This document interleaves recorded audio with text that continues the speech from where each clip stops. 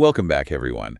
Today we're taking a deep dive into daily routines. Ooh, routines. Yeah, but we're not just looking at any old routines. Right. We're going to be using a conversation between two podcasters as our source material. Their Okay. names are Max and Emma, and they really get into the nitty-gritty of how their daily routines work. I love that. Yeah.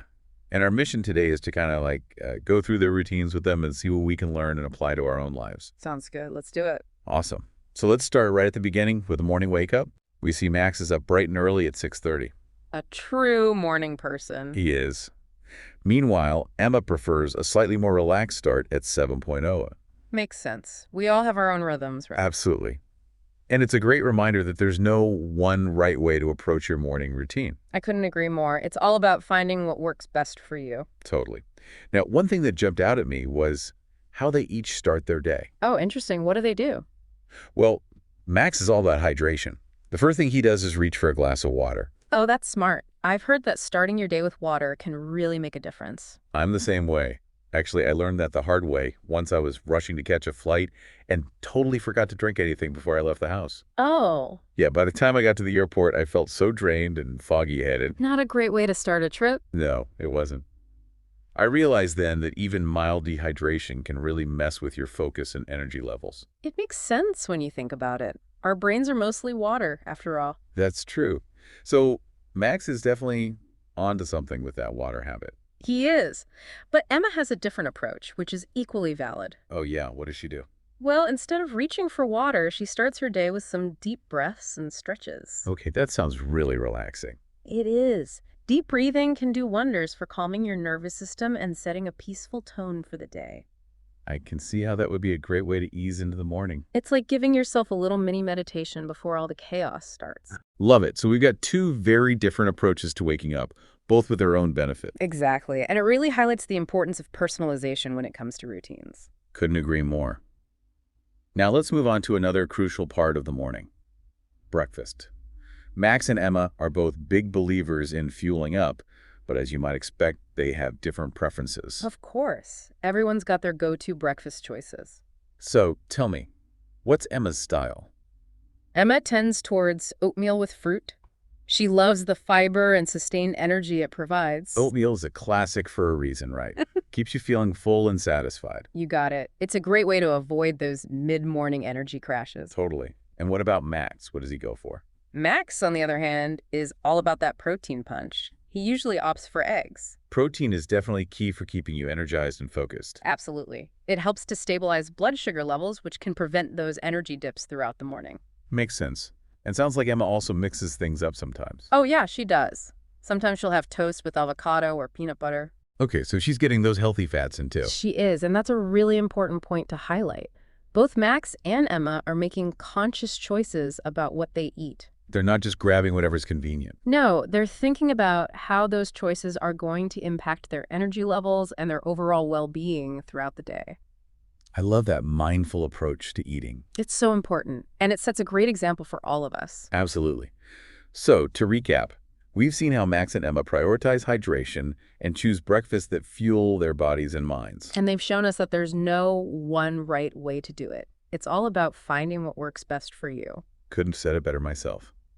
So now that we've covered the morning routine, let's move on to the next part of their day. Work and study time. All right, let's dive into that. All right. So work and study time. Obviously, Emma, working from home, and Max, being a student, have pretty different setups for this part of their day. Yeah, their environments are totally different. Right, but despite that, there are some really interesting similarities in how they approach this time. Like what?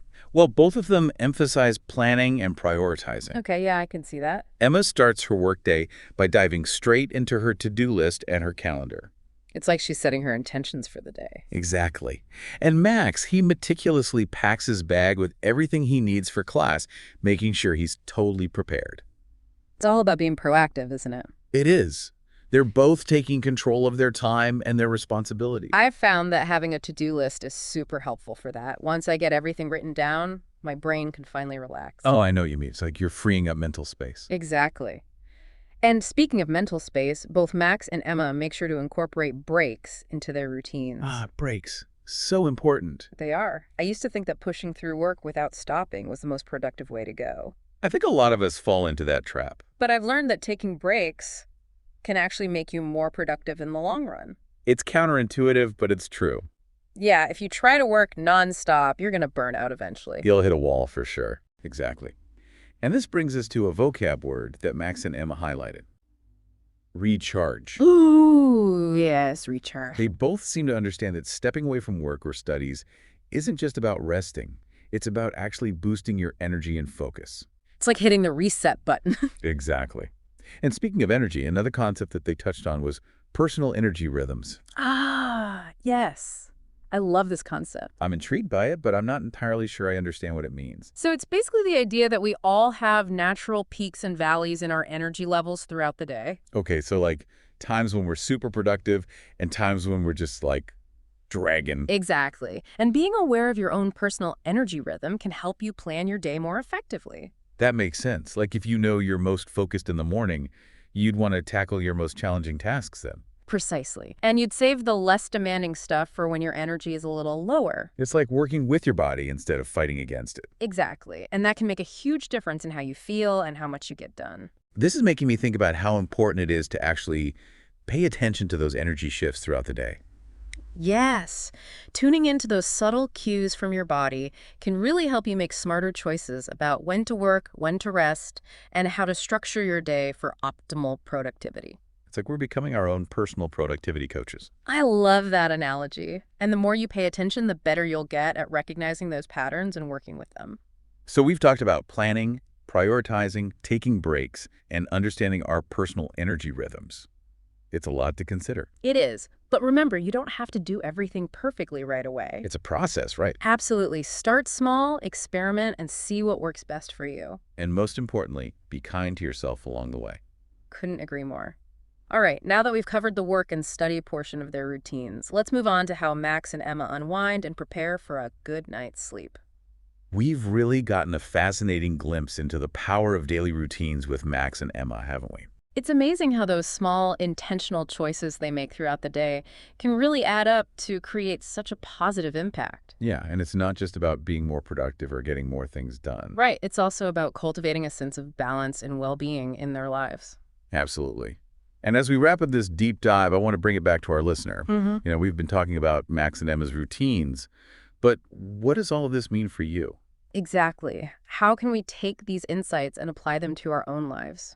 That's the million-dollar question, isn't it? It is. And I think the key takeaway here is that there's no one-size-fits-all approach to routines. Yeah, what works for Max and Emma might not work for everyone. Right. It's all about finding what feels good and what supports your own individual needs and goals. So it's less about copying their routines exactly and more about using their experiences as inspiration to design a routine that uniquely serves you. Exactly. It's about taking what resonates with you and experimenting to see what works best. And I think another important takeaway is that even small, consistent habits can make a big difference. Oh, absolutely. It's those little things you do day in and day out that really shape your life.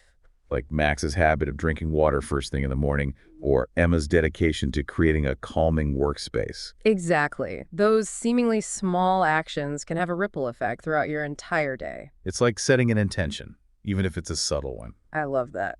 And speaking of intentions, let's not forget the importance of being mindful about how we structure our time. Yeah, planning, prioritizing, and taking breaks.